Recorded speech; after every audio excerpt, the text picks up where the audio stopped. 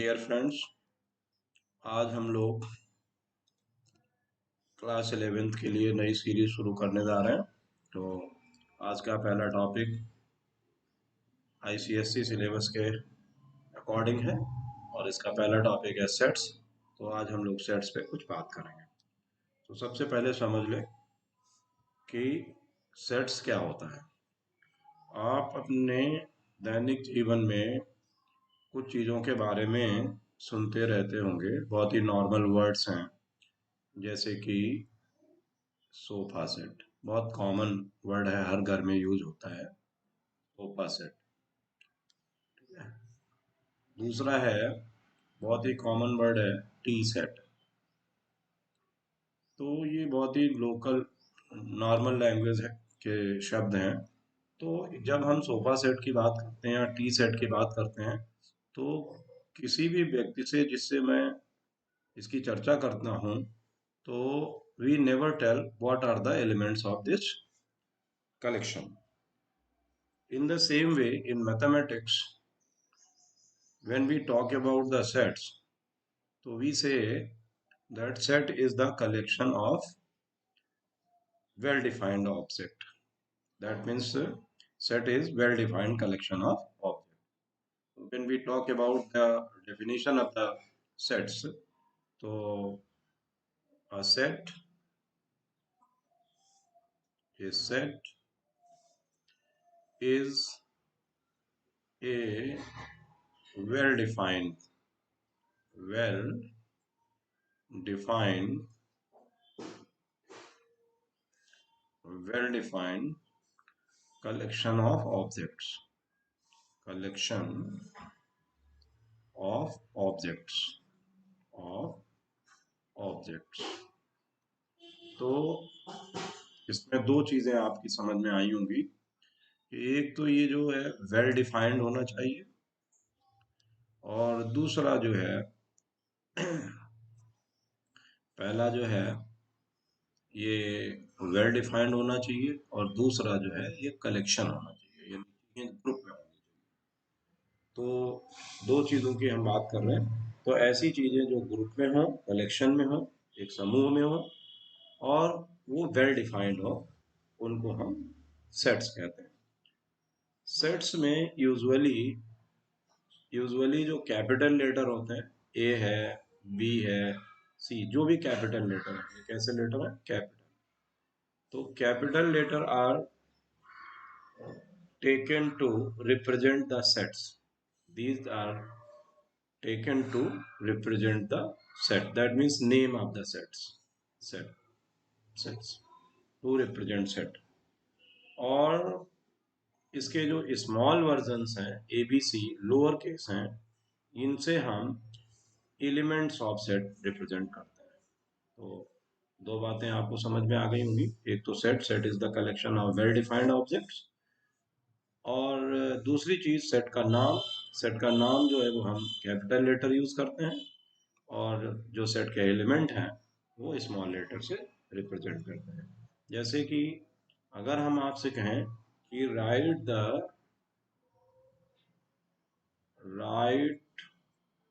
The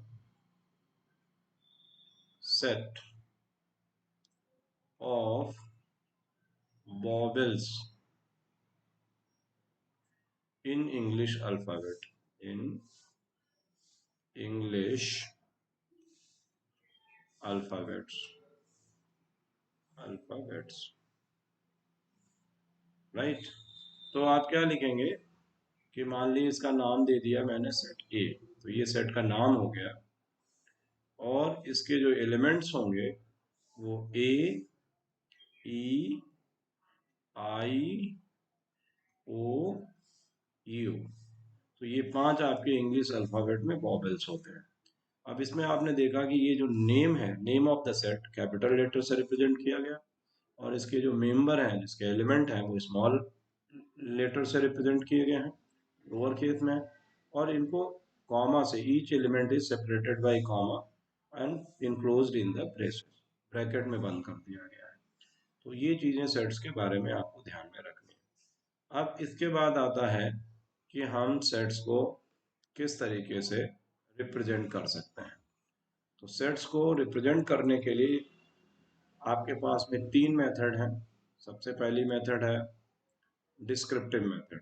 तीन तरीके से आप सेट्स को रिप्रेजेंट कर सकते हैं। सबसे पहली मेथड है descriptive method. Descriptive descriptive method descriptive descriptive method में आपको डिस्क्राइब करना पड़ता है।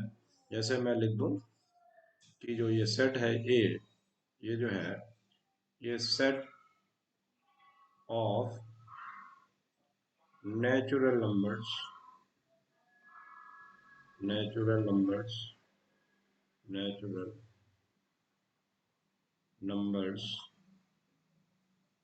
लेस देन 10 लेस देन 10 10 से छोटी नेचुरल नंबर का सेट। तो ये आपकी डिस्क्रिप्टिव मेथड हो गई।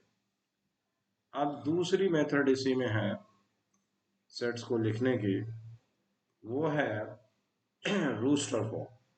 ये डिस्क्रिप्टिव मेथड है, मैंने डिस्क्राइब कर दिया। दूसरी मेथड है रूस्टर फॉर्म।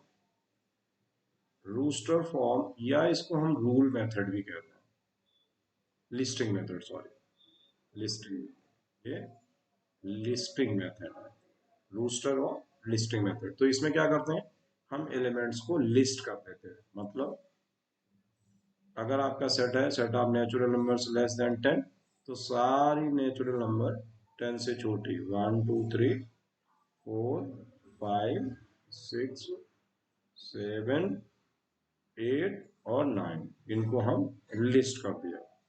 तो ये हमारी क्या हो गई, रूस्टर फॉर्म हो गई। और तीसरी मेथड होती है सेट्स को रिप्रेजेंट करने की, वो हमारे पास में सेट बिल्डर फॉर्म है। Set builder form. तो सेट बिल्डर फॉर्म में हम क्या करते हैं, इसको हम रूल मेथड भी कहते हैं, रूल मेथड, रूल मेथड। तो इस मेथड में क्या करते हैं, हम सेट्स का नाम लिखते हैं और उसके बाद में किसी भी वेरिएबल को, जैसे मैंने एक वेरिएबल यहाँ एक्स ले लिया टू रिप्रेजेंट द सेट, तो एक्स ये सच दैट का सिंबल है, X such that X belongs to natural number. ये जो है एक्स जो है और नेचुरल नंबर है, और एक्स की जो कंडीशन है वो लेस देन 10 है। तो ये हमने यहाँ पर रूल लगा दिया, रूल को स्पेसिफाई कर दिया, तो ये हमारा रूल मेथड हो गया। तो ये सेट्स को रिप्रेजेंट करने की आपके पास में तीन method, descriptive method, roster method और लिस्टिंग मेथड। कभी कभी इसको टेबुलर फॉर्म भी कहते हैं। और तीसरी है सेट बिल्डर फॉर्म, या इसको रूल मेथड भी कहते हैं। अब यहाँ पर अगर हम आपसे क्वेश्चन की बात करें, तो मान लिया मैंने यहाँ पे एक क्वेश्चन लिख दिया जो हमारा सेट बिल्डर फॉर्म है। तो मैंने लिख दिया कि x such that x belongs to whole number. तो ये x belongs to whole number है। अब इसमें हमने बाउंड्री नहीं सेट की।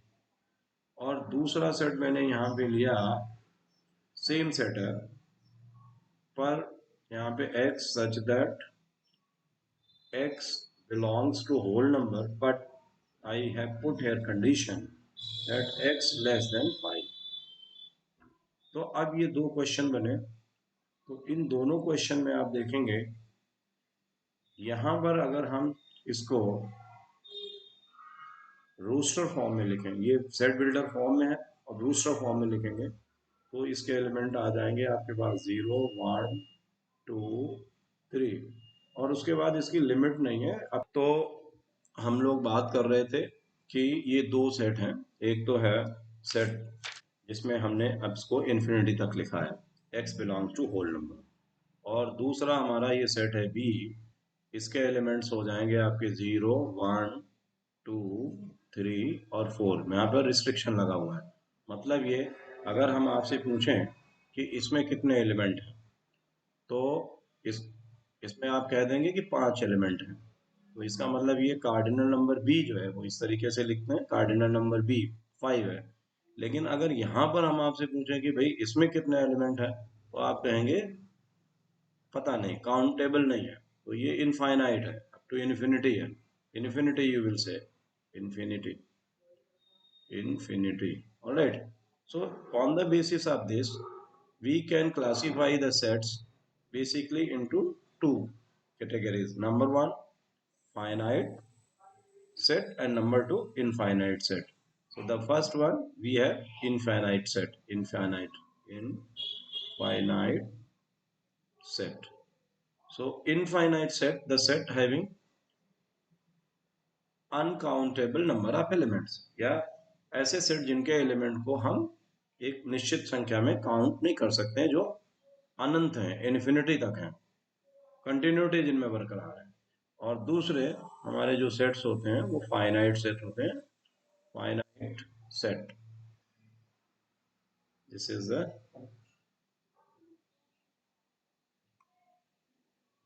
फाइनाइट।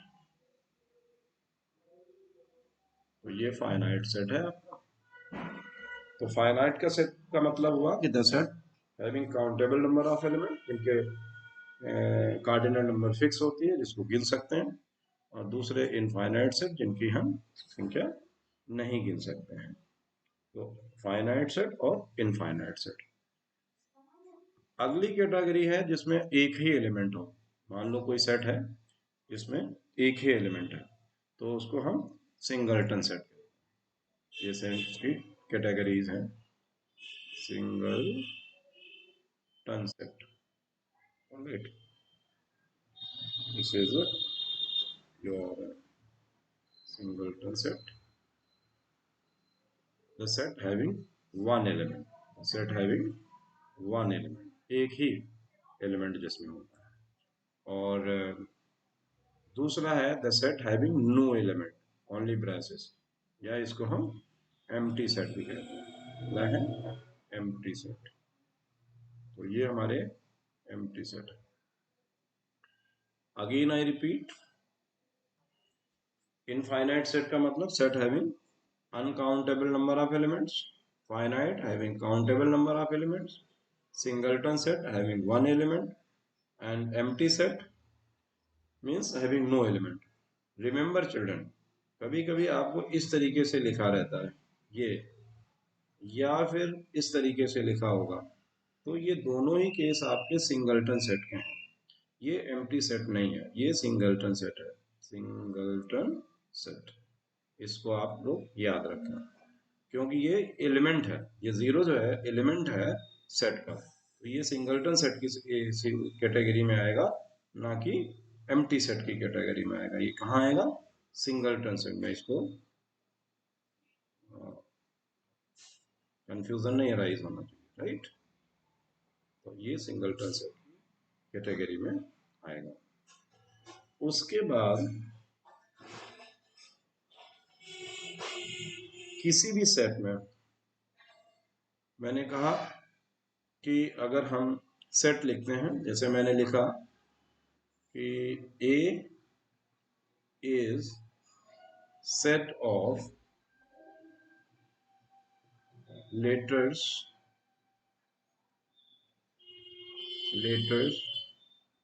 in word